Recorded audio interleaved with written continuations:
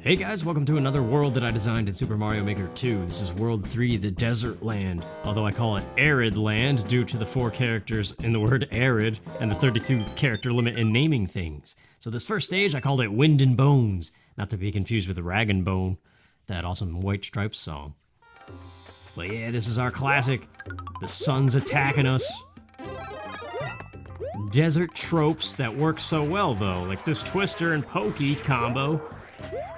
It's important to learn how to use these twisters, which I still suck at, I gotta say. Now you're rewarded if you can make that jump, which I missed. So now we're taking the low path, and kinda like in Sonic fashion, more so than Mario, taking the lower path is always brutal. Whereas if you get to the top of the screen, you're usually rewarded with ease of passage. Although Mario has that too with Blue Yoshi, I guess. So yeah, down there it's all twisters and pokies, so you gotta come up here. And that's pretty much it. Very short and simple, nice introduction to the desert world. This is actually the first stage that I completed and was satisfied with. I didn't keep on mulling it over and going back and editing things, because I think it works out. And yeah, you can play it for yourself, as again, the things will be in the description below. I'm gonna skip the huts. So now we're gonna go to this little oasis in the corner, the only nice spot of the desert. Froggy Oasis. This is like a bonus stage, kind of a throwaway level, because I wanted a Frog Mario stage. We got the Isle Delfino music, and I tried to decorate the pipe. But yeah, just think bonus level, because every now and then you need a short level. So literally all we're doing is swimming and collecting coins. I'll probably utilize Frog Mario in probably the forest theme worlds. Since the forest theme, you can run on water now with the frog suit. But we're coming back out here and we're greeted to dried up fish and an angry sun, just for aesthetics, really. So yeah, very, like I said, throwaway stage, but you can't have every stage being super long. Plus, if by any chance you don't have enough lives, that's a good stage to go to. And now our first ghost house out of the 3 worlds that I designed so far. I call it House on the Hill. I called it Mysterious Ruins before that, and I don't know, naming things is hard sometimes. But yes, we got our first use of the propeller hat. And I just like this, the semi-solid platform is making it look like a castle wedged into the hill. Nice key on the side. Nothing hard about it, but it sets the mood pretty nicely, I think. And I always like doing this designing levels. It looks exactly the same, except now it's a ghost house, and it is exactly the same. It's 1 for 1 on both the sub area and this, except for now the starting area is a door. That's another propeller hat in that box. But the only thing different is where the key is a P-switch. A new key of sorts. And now we're somewhere we don't want to be.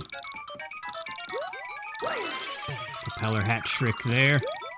That might throw people off if you do it for yourself without spoiling yourself. But yeah, more of the same. It's like, which house is real? I don't know, that's kind of the vibe I was going for. Just stuff that makes no sense and is kind of creepy and mysterious. This one's a little bit tricky to grab. Ah, nuts, it still works. That's a propeller hat there, there's a hidden block that I hit, and that's another propeller hat. Just for safety, otherwise you gotta die by the booze. And now we're a Squirrel Mario, and for people who aren't familiar with that power, I wrote in coins, in midair, if you press L or R, you gain height. Hence the jump plus L or R written out on coins. And that's important to learn now, because you need it for the next stage that I designed in this world. Also kind of getting familiar with the no, what are those things called? Cranes. Yeah, I don't know.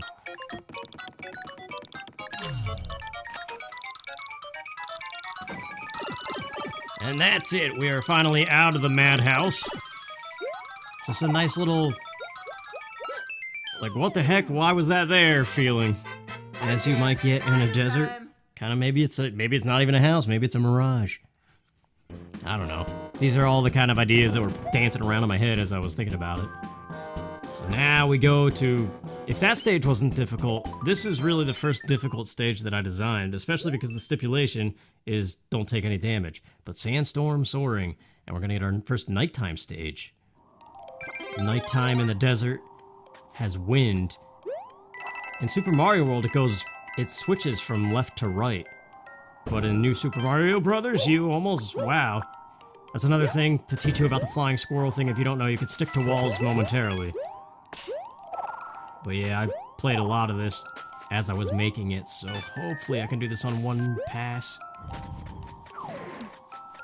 The wind is both your enemy and your friend for solving some of the puzzles. There we go, stuck to the wall.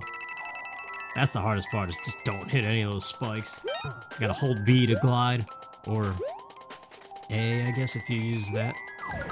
And now another dry bones mechanic, because we are in the arid desert after all, we gotta incorporate the bones. And then either jump out of the shell or fly with the squirrel costume. Either way, you can get there. And that's just a hidden bonus. If you're curious, you get rewarded. And this stage, starting at 0 coins, it's enough to get a 1-up. Then plus this 1-up, too.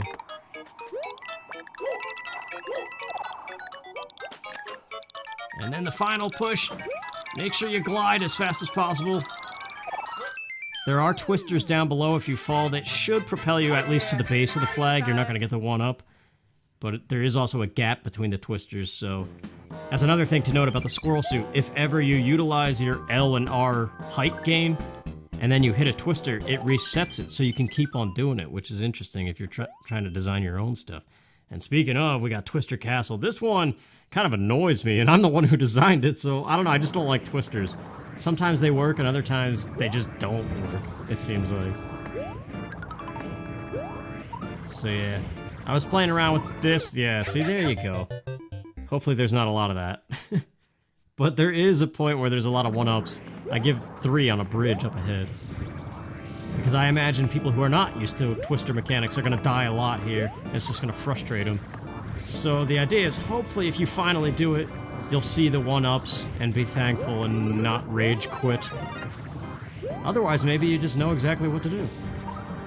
Yeah, see that part, it's easy to die too, and other times it's super simple. This is what I was talking about. You made it through that mess. Keep going. You also gotta time your jumps on these guys so you get the proper height. And we're almost done. It's a very short castle, because actually when I was designing this, I wasn't sure if I wanted the desert world to be World 2 or World 3. So I had simplicity in mind. Which, speaking of, this is just your basic Morton fight, but it's required. You can't do the axe, as you see.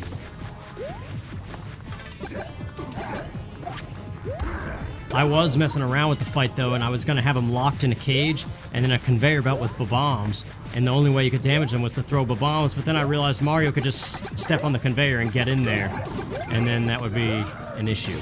And I'd never figured out how to work around that issue, so yeah. But there you go, that is World 3, the Arid Land, or the Desert World. And that's the last one that I did. I spent so long the other day finishing up Retro Land and this land, and I'm not even halfway done with the 8 worlds. Next up is the snow one. I have some ideas, but I don't have a single level yet, so it's gonna be a while. So thanks for watching, and again, the codes are gonna be in the description, and I'll see you around. Take care.